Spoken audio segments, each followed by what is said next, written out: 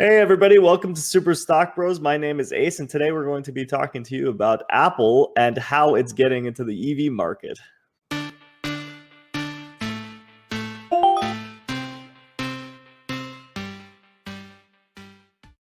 All right, so what in the world is Apple doing here? Well, apparently they've been working on this project called Project Titan, and it's been going on for, since 2014. You've heard rumors about it, and, this was when Tesla was, first getting big. It was actually becoming a huge competitor to the entire market as a whole. People were still doubting EV technology, and Apple was venturing into it. There were actually rumors even around this time that they would buy out Tesla because they were actually succeeding, and it was a rocky time for EV in general. Tesla almost went bankrupt a few times, all of that stuff. So Apple has been in the game. They've been doing the research. They've had a few high-level execs bounce back and forth between Tesla actually and themselves. And they've been working on this, like I said, since 2014. And now this is coming up again because, first of all, EV is big. I'm sure Apple wanted to capitalize on the publicity, but also because apparently Apple has some new battery technology with their Project Titan. So it's coming back into the picture. What is this Project Titan? Well, this is going to be an interesting thing here because it apparently has a revolutionary battery technology. And that, as you may know, battery is one of the biggest things that is the cost of the EV car itself. If you can reduce the price of the battery, then you can vastly reduce the cost of the vehicle. Tesla is working on improving this technology constantly. NIO is well known for their battery replacement. And essentially, everyone is trying to bring the cost down as quickly as possible. And also, you have to really think about, I'm not sure if Apple would sell off their batteries to other competitors. They're not likely to do that. They don't usually sell off their technologies.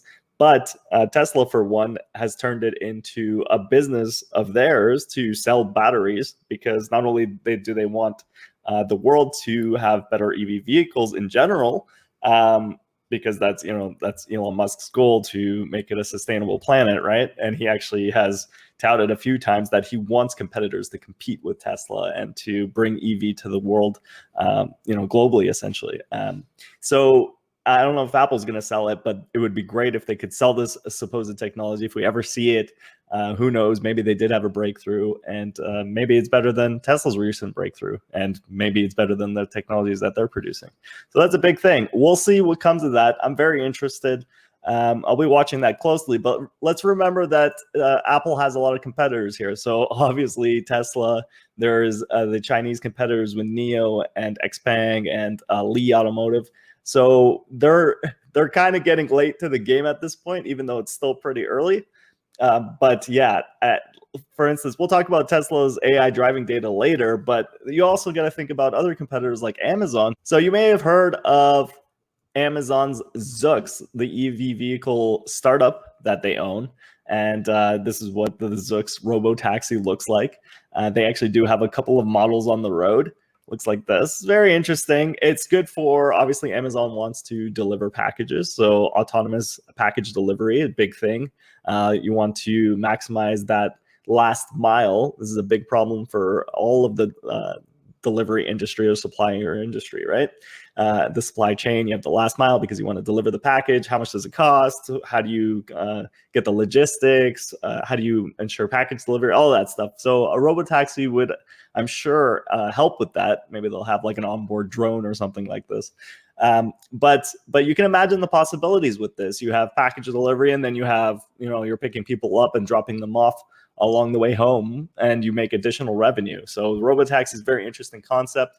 I'm sure if Project Titan is successful with Apple, they'll dabble in this robotaxi market.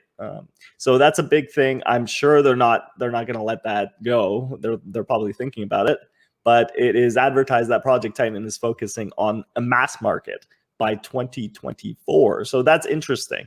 So another thing that Apple has to think about, of course, is the AI driving data, the autonomous driving data.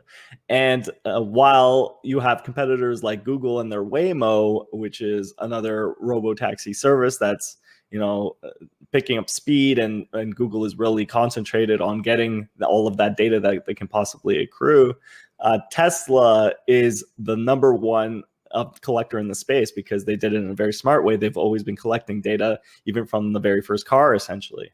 So while they have 3.3 billion miles of autopilot data already, as you can see here, this is just an estimate, but it's likely a very accurate estimate.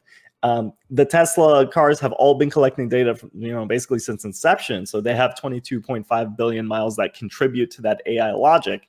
That's huge. Okay, this is something you can't discount. This is why Tesla is basically already at level 5 autonomy, and they are touting that full self-driving is right around the corner. Right now, where is Apple in on this? Who knows? I don't think they have very much data at all. I mean, I don't really see how they could have collected this data.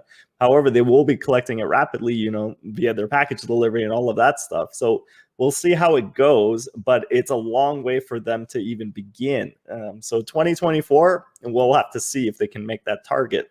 Now, one thing to think about is the other competitors, right? I actually mentioned Amazon and Tesla, but Google's Waymo is second in data collection. They have a robotaxi themselves. They're not mass producing like Apple wants to do, but they actually have a ton of data.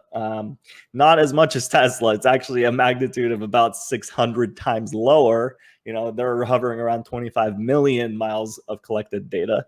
But I mean, it's still nothing to scoff at. You actually have to collect all of this data. Now, where am I going with this? Well, I always thought that Apple was a great buy to begin with, right?